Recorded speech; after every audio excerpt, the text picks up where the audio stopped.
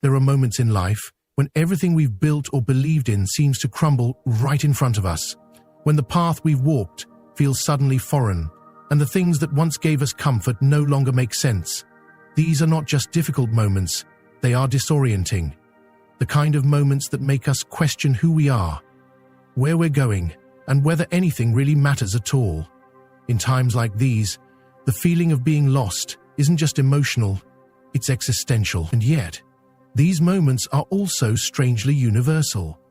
Everyone, at some point, faces a night so dark, they wonder if morning will ever come. It's natural to resist these experiences.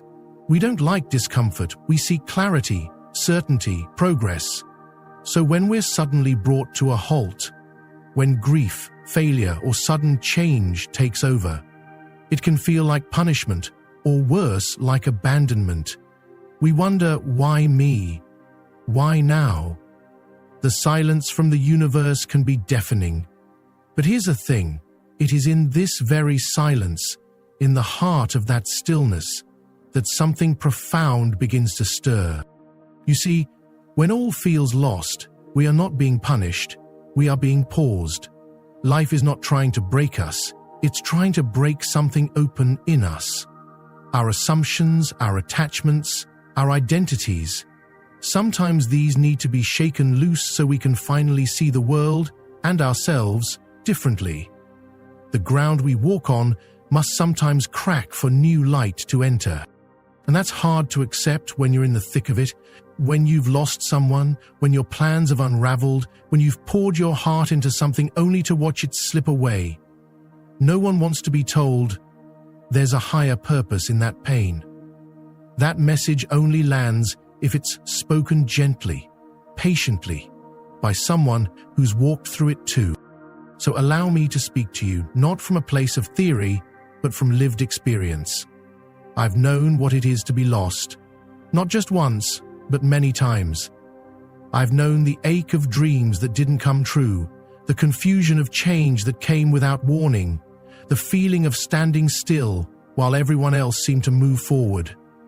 But it was in those seasons of stillness, of emotional winter, that something within me quietly shifted. And I didn't realize it until much later, but those moments had not been empty.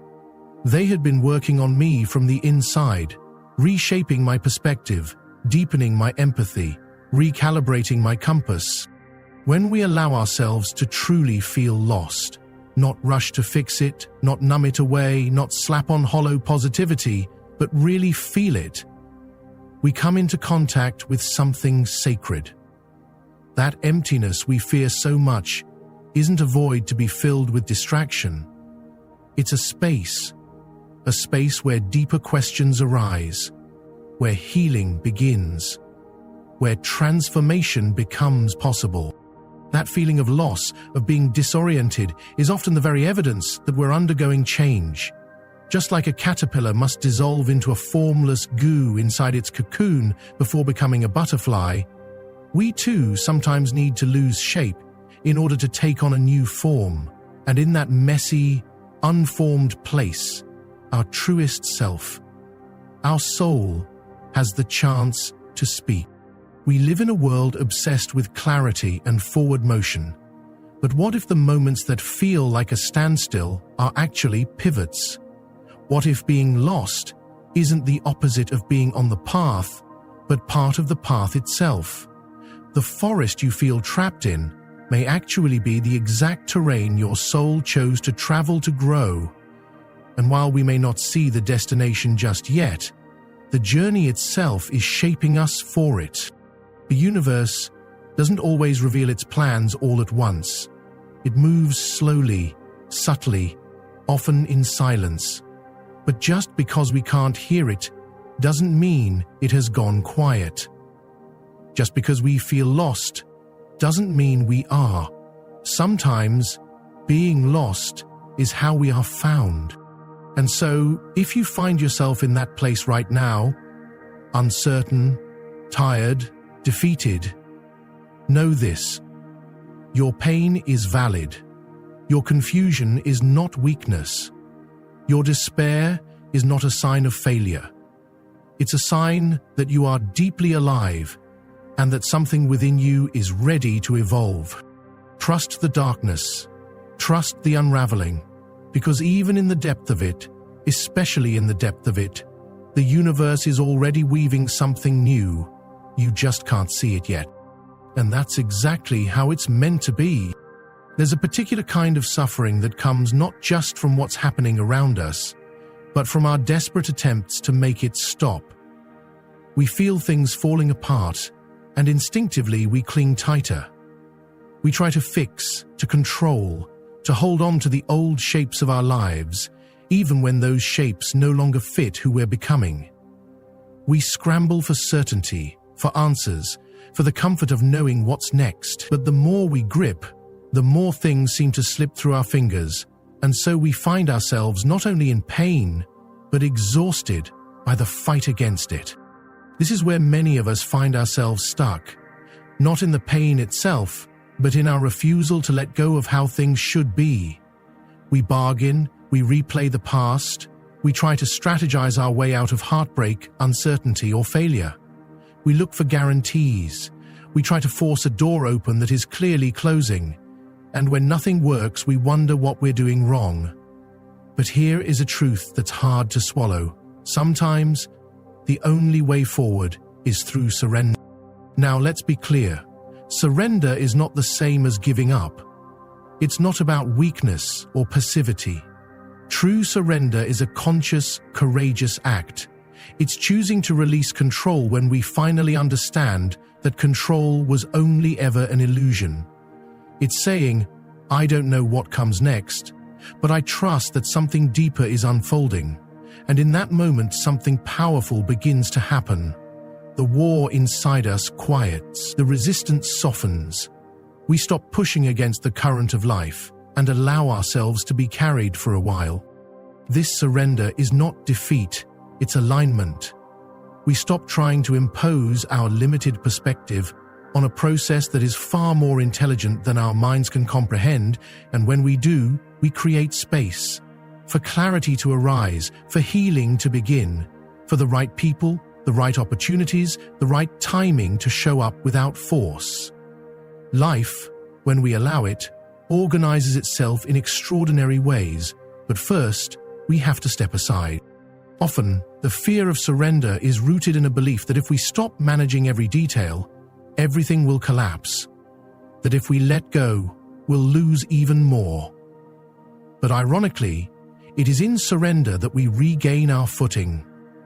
We begin to see with new eyes. We begin to feel our way forward rather than think our way through. Life starts to guide us not from the outside, but from within. I have seen again and again how a person, right on the edge of despair, discovers a sense of peace. Not by solving their problems, but by stopping the fight against them. It's like standing in the middle of a storm and realizing you don't have to outrun it. You can just stand still and let it pass. The storm will pass. The grief will shift. The unknown will eventually become known. But we cannot force that timeline, and we cannot avoid the process. Surrender asks us to loosen our grip on the plans we made so we can receive the path that is actually meant for us. It asks us to stop clinging to identities, relationships, or goals that once served us but no longer do. This isn't easy. It takes immense trust. Trust in something greater than our current understanding. Trust in the rhythm of life. Trust in the quiet intelligence that lives beneath all things. Sometimes people ask, but what if I let go and nothing comes to take its place? And to that I say, the emptiness that follows surrender is not a punishment, it's a preparation. Nature always fills a vacuum, but it fills it in its own time, not ours. The space we create by letting go becomes sacred ground for the new to grow. We must be patient with that silence. When you find yourself in a place where nothing is working, where all your trying has led to more confusion, consider that maybe you're being asked not to try harder, but to let go. Not to figure it out, but to feel your way through. Not to push, but to soften. That shift alone can change everything. Not because your outer world suddenly transforms, but because your inner world becomes receptive to change. The moment we stop trying to force clarity is often the moment it begins to arrive on its own. Not as a lightning bolt, but as a whisper. Not as a dramatic revelation, but as a quiet sense of peace that tells us, you're not lost. You're just in the in-between. And that in-between is sacred. It's where the old dissolves and the new hasn't yet emerged. It's not a void, it's a womb. When we can meet that space with trust instead of fear, with openness instead of resistance, we come into harmony with the deeper flow of life. We begin to experience the beauty of surrender, not as an end, but as a beginning. And in that beginning, everything changes. There's a strange truth we often miss when life is at its most chaotic. Some of our greatest growth doesn't happen when things are going well, it happens when everything seems to fall apart. We don't usually notice it in the moment, of course. When we're hurting, when something dear has been taken from us, when our plans have collapsed, our first instinct is to ask why.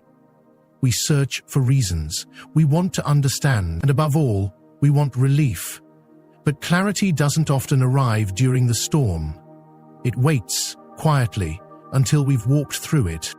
What's easy to overlook in pain is the quiet work it's doing beneath the surface. Just as the soil must be broken open before a seed can take root, there are parts of us that only awaken through hardship. It's in those dark, uncertain seasons that we confront the truths we've ignored, the identities we've outgrown, and the patterns we've inherited, but never questioned. Pain disrupts the surface of life, yes, but it also invites us to go deeper, to ask different questions, to look inward instead of always forward. The irony is that we spend so much time trying to escape these moments, not realizing they hold some of our most important answers. We label them as failures or misfortunes, when in fact, they're often thresholds, invitations to grow, and the growth they offer isn't always loud or dramatic. Sometimes it's subtle, almost imperceptible. A softening of the heart, a shift in our perspective, a deeper compassion for others. But over time, these small inner changes shape our entire way of being.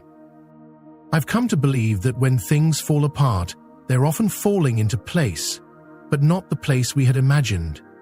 The universe has its own rhythm, its own logic. It rearranges us, not to punish, but to prepare. Sometimes it removes what we thought we couldn't live without, only to make room for something more honest, more whole. The losses we resist often become the very turning points that lead us back to ourselves. There is wisdom hidden in chaos, but it reveals itself slowly.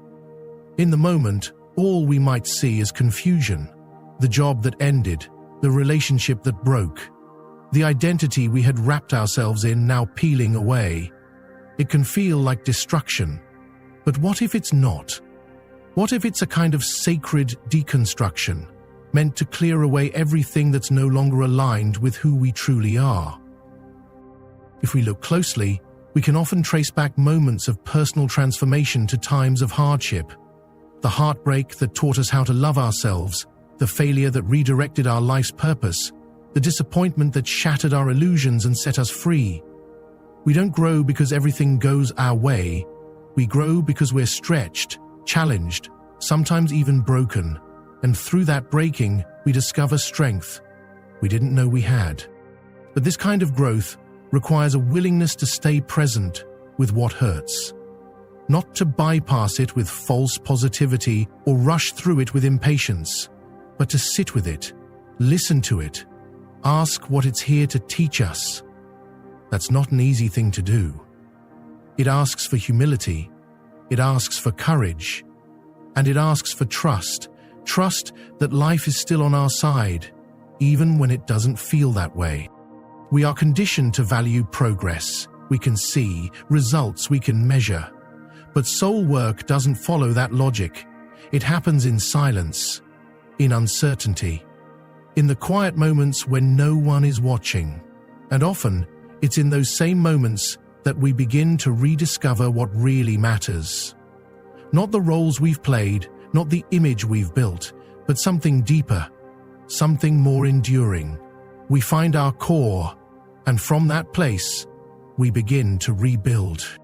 So when your world feels chaotic, when the ground beneath you feels unsteady, try asking not just why is this happening to me, but what is this asking of me? What part of me is being invited to evolve? What truth have I been avoiding that now demands to be seen? These questions don't offer quick answers, but they do open a door, one that leads inward and eventually forward. Transformation doesn't always come in the form of triumph. Sometimes it comes disguised as loss, but it's still a gift, even if we don't recognize it at first. And if we can be brave enough to face it, to walk through it with our eyes and hearts open, we will find that chaos isn't the end. It's the beginning of a deeper alignment with who we are meant to become, and that is never wasted. There is a quiet intelligence woven into the fabric of life, something just beneath the surface of our everyday experience. Most of us are so caught up in trying to make sense of things, to get from one moment to the next, that we often overlook it. But if we slow down, just enough to really notice, we begin to see it.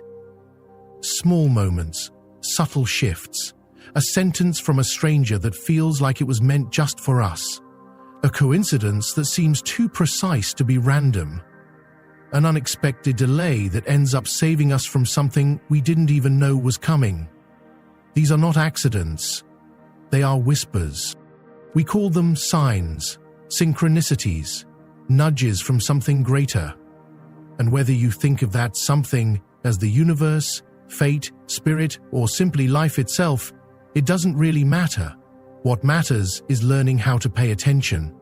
Because when all feels lost and logic fails to offer comfort, these are the moments that remind us we are still being guided. It's easy to dismiss these things as chance. We're taught to value facts, proof, and certainty. But life has its own language, one that isn't always rational, but is deeply meaningful. And the more we tune into it, the more we realize how deeply connected everything really is. People show up right when we need them. Opportunities arise just when we've let go. A book falls off a shelf and opens to the exact line we didn't know we needed. If you've ever experienced something like that, even once, you know how it feels, like being seen by life itself. These aren't magical fixes or guarantees. They don't erase our pain or resolve our problems in an instant. But they do offer something else, reassurance. A sense that we're not alone in the chaos, that even when we don't have the answers, there is something moving around us and within us, trying to guide us back to the path we're meant to walk. Often, these signs come when we're most uncertain, not when we're soaring, but when we're stumbling. That's no coincidence. When we're in pain, we're more open. Our defenses drop. We start asking real questions. And in that vulnerability, life begins to respond. Not always loudly, not always clearly, but it responds. It might come as a sudden clarity in the middle of the night, or a song you've heard 1,000 times, but this time one line pierces you straight to the core. These moments don't make sense to the analytical mind, but they don't have to, because their truth is felt, not calculated. To notice these signals, we must be willing to step out of the noise, the constant mental chatter, the pressure to explain, fix, or figure everything out. We have to be still enough to listen, attuned enough to feel. It's not about being special or chosen. It's about being available, open, receptive. The universe is always speaking. It's just that most of us are too busy, too distracted, or too doubtful to hear it. Sometimes the signs come as redirection. A door slams shut and we feel rejected. Only later do we see what we were being protected from. Other times, a gentle pull guides us to something new, a project, a place, a person. We may not understand why we're drawn to it, but something inside says this matters. And if we honor that feeling, if we trust it, we often discover it was the beginning of a new chapter, a new calling. Luckily, none of this means we stop making choices or taking responsibility for our lives. It simply means we walk with awareness, that we remain open to the possibility that life is more mysterious and more compassionate than we give it credit for, that even in the mess, there is meaning trying to emerge. I've found that when I stop demanding certainty and start paying attention to these subtle cues, a kind of partnership with life begins to form. It's not about control, but cooperation. It's not about forcing outcomes, but following what feels deeply right, even if it doesn't make perfect sense. Especially then, the more we practice this, the more trust begins to grow. Trust not in a fixed future, but in a living connection to something wiser than our plans. That trust becomes an anchor. It steadies us when things are unclear. It reminds us that we're not drifting, we're being drawn, guided, shaped. So if you're in a place where nothing seems to make sense, I encourage you to soften your focus. Look not for grand revelations, but for small, meaningful threads, a conversation, a dream, a repeated symbol, the things that stir something in you without explanation. These are the threads of your deeper story, and if you follow them gently, faithfully, they will take you somewhere real. Because even when life seems silent, it is still speaking. One of the greatest traps we fall into when we're struggling is comparison. It's so subtle that we hardly notice it at first. We look around and see others moving forward, starting new relationships, landing new jobs, finding purpose, making things look effortless. And we start to wonder what's wrong with us. Why aren't we there yet? Why does it feel like everyone else got the map and we're still wandering in circles? This kind of thinking doesn't just weigh us down, it disconnects us from something vital, our own timing, our own path, our own unfolding. The truth is, there is no universal timeline for healing, or success, or transformation. No two people are meant to bloom at the same moment. Nature never rushes a season, and neither should we. Some lives blossom early, some take time, some chapters begin in bright, obvious ways, while others start quietly, in the dark, with no fanfare. But every path is sacred, every path has value, and more importantly, every path is uniquely designed for the person walking it. We are taught from a young age to measure ourselves against others. School grades, career milestones, relationships, even happiness. It all gets weighed and compared. But these measurements are shallow. They miss the depth of a person's journey. They don't account for the inner battles someone has fought, the unseen growth that takes place during the quiet seasons.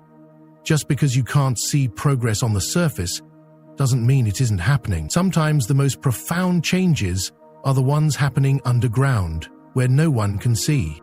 When we judge our journey against someone else's highlight reel, we do ourselves a deep disservice, because we're not living their life. We don't have their soul, their lessons, their purpose.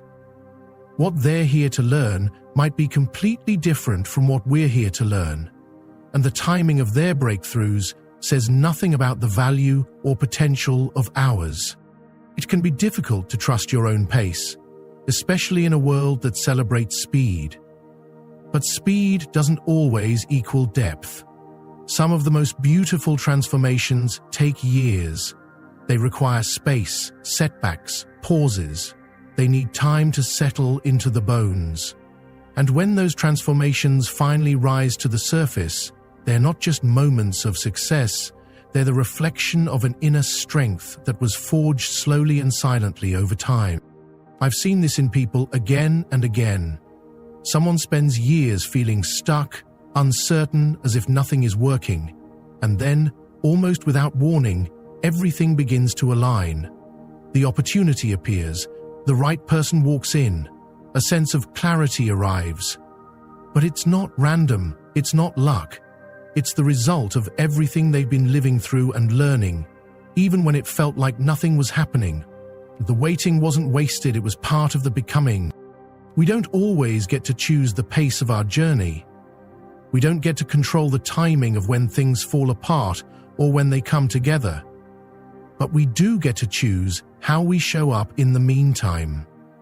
We get to choose to stay present, to keep listening, to keep honoring the deeper truth that lives within us, even when it seems like nothing's moving. And there's something else, something essential. We are not falling behind. That's a myth we must release. You can't fall behind on a path that's made just for you. You can't be late to your own life.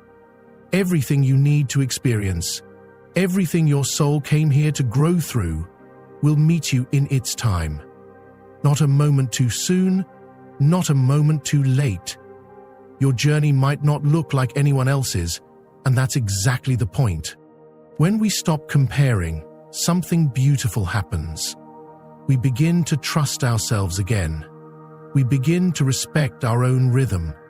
We start hearing our own voice more clearly. That voice knows where to go.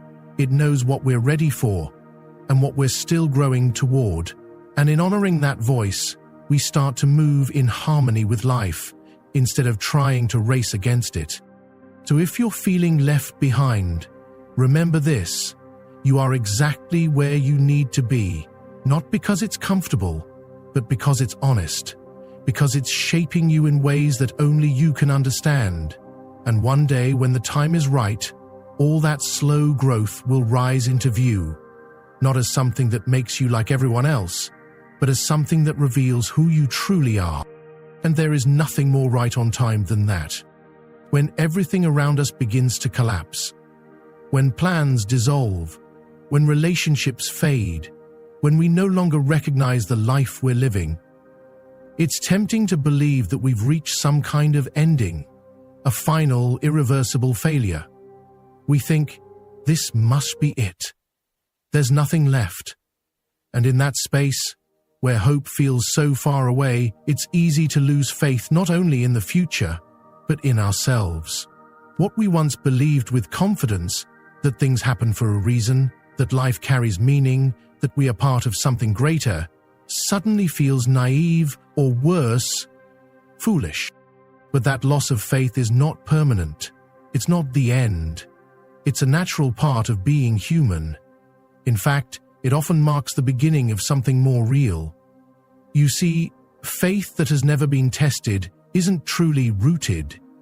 It's only through the crumbling, through the aching questions and the silence that follows, that something deeper has the chance to emerge. We are asked, not forced, to begin again, to rebuild, not from the surface, but from the core. And that rebuilding doesn't happen all at once. It begins quietly, often invisibly.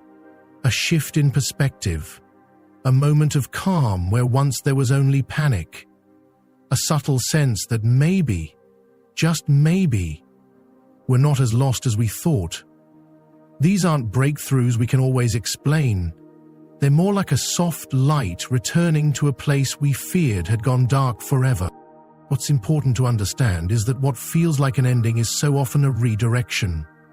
The universe doesn't close doors to punish us, it closes them to guide us elsewhere, to where we're meant to grow next. But when we're in the thick of the loss, we can't see that yet. It's like standing too close to a painting. All we see is chaos, brushstrokes without form.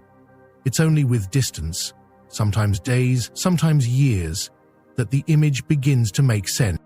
If you've ever looked back on a painful chapter and thought, I wouldn't want to live through that again, but I wouldn't trade what I learned from it, then you've experienced this already. That's what rebuilding faith really means. Not pretending things are okay when they aren't, but learning to hold space for something greater, even when life doesn't meet your expectations. It's about choosing to believe there's meaning, even when you don't yet understand what that meaning is. And it's also about remembering that the universe doesn't work on our timeline. It moves in cycles, in seasons, in waves. What feels dormant now is not dead. What feels silent is not absent. Just as winter holds the seeds of spring, your current pain may hold the exact conditions needed for your next becoming. It may not feel like it now, but even this, especially this, can be part of the plan. We forget that the caterpillar has no idea it's becoming a butterfly. All it knows is that everything familiar is dissolving. The cocoon is dark, it's uncomfortable, it's lonely, but what emerges from that darkness is something more expansive, more capable, more alive than the creature that first entered it. That transformation didn't happen in spite of the breaking, it happened because of it. So, if your faith feels broken, let it break. Let the old ideas fall away. Let the beliefs that no longer serve you dissolve. What remains will be something more honest, more durable. A faith that doesn't require proof to feel real. A quiet knowing that lives in your bones, not just your mind. You don't have to rush it. You don't have to force hope into places it doesn't yet belong. Just stay open to the possibility that what feels like the end of your story might only be the end of a chapter. Let the unknown be what it is, a space not of emptiness, but of potential. But it isn't about blind optimism. It's about trusting the deeper rhythm of life, about allowing yourself to stand in the ruins and still believe that something beautiful can be built again. And it will be. Maybe not in the way you imagined, maybe not on the timeline you hoped for, but something is already forming in the silence, in the stillness, in the space between who you were and who you are becoming. Because the universe does not abandon those who are broken, it calls them closer. It carves space in their lives for something more whole, more real, more aligned. All we are asked to do is stay open, stay present, and keep walking, even when we don't yet know where the path leads. And that is how we begin again. So if you find yourself standing in the middle of uncertainty, take a breath and stop searching for all the answers. Start listening for the guidance already inside you. Let today be the moment you choose trust over fear, presence over panic, and the possibility that life is unfolding for you, not against you.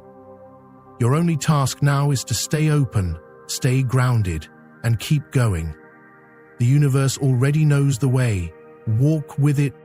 If this touched your heart, don't forget to like, subscribe, and explore more videos just like this. Play on.